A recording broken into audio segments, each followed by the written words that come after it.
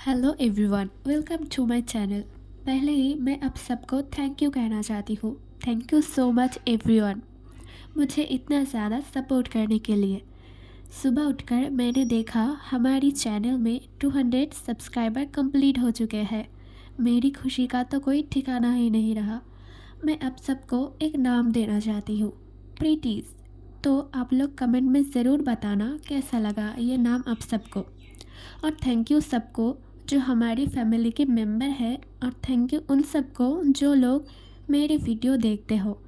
तो चलिए शुरू करते हैं। ये अनएक्सपेक्टेड लव की पार्ट 13 है। पार्ट 12 में हमने देखा था कि शुगा जो जिमिन की बात सोच रहा था। उसके बाद 1 वीक के बाद आज जिमिन और वी कोरिया आते हैं। जिमिन एक बड़ी सी सांस लेता है, फिर कहता है कहीं भी जाओ लेकिन अपने देश में जो सुकून है ना, जो अपनापन है, वो कहीं नहीं मिलता। फिर दोनों घर चले जाते हैं। दोनों एक साथ ही रहते हैं।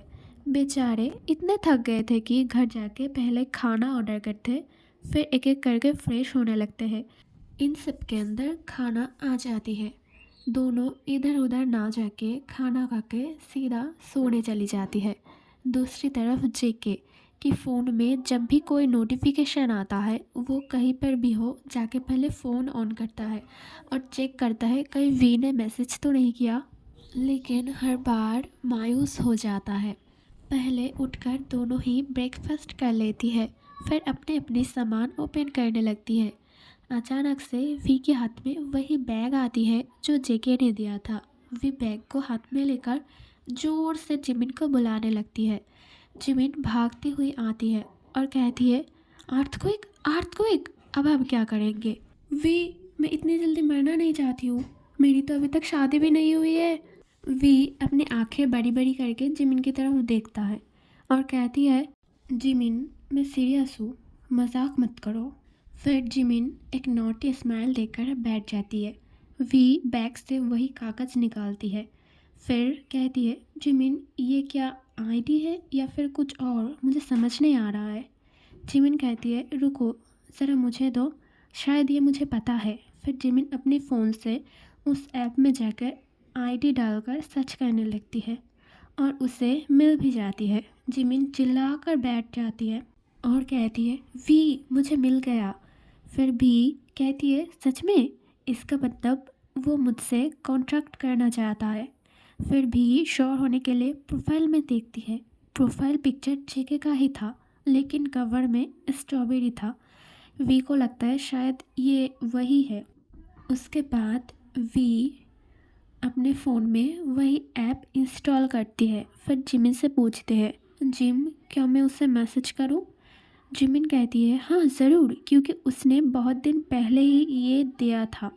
शायद वो अब तक तुम्हारे मैसेज की इंतज़ार में है। वे फ़ोन हाथ में लेती है, फिर हिचकिचाते हुए मैसेज करने जाती है, लेकिन जेके को ऑफलाइन देखकर वी सोचती है बाद में कर लूँगी, अभी शायद बिज़ी होगा। वी की दिमाग में सिर्फ जेके की ही बात चल रही होती है। वी सोचती है अभी छोड़ो, रात में कर लूँगी। दूसरी तरफ जेके जो दिन भर काम करके बहुत थक गया था, इसलिए घर आकर बेड पर आके ही सो जाता है। वी सब काम कंप्लीट करके डिनर करके बेड पे आकर फ़ोन को हाथ में लेती है एसएमएस करने के लिए। भी मन में सोचती है ओ गॉड, किस मुसीबत में फंस गई हूँ, ये सोचकर एसएमएस कर देती है।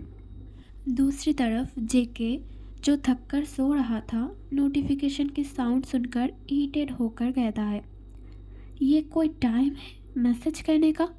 ये कहकर फ़ोन को हाथ में लेता है, आँखों को रब करते हुए नोटिफिकेशन पर आग डालता है। किम तायोंग देखकर जेके झटाक से बेड पर उठकर बैठता है और फिर दो हाथों से अपनी आँखों को रब करने लगता है। फिर से फ़ोन देखता है, फिर लॉक खोलकर मैसेज को सीन करता है। जेके को ऑनलाइन देखकर वी की हार्ट बीट बढ़ने लगती है। जेके अपने मन में सोचता है क्या मैं सच देख रहा हूँ, उसने मुझे मैसेज किया। ये सोच कर ही जेके पागल होने लगता है। रिप्लाई ना देकर ही पहले अपने बेड पर उठकर थोड़ा डांस करने लगता है। फिर जेके वी को रिप्लाई करने के लिए फ़ोन हाथ में लेता है। Thank you everyone for watching my video. आज के लिए बस इतना ही, फिर मिलेंगे नेक्स्ट पार्ट में। तब तक के लिए बाय बाय।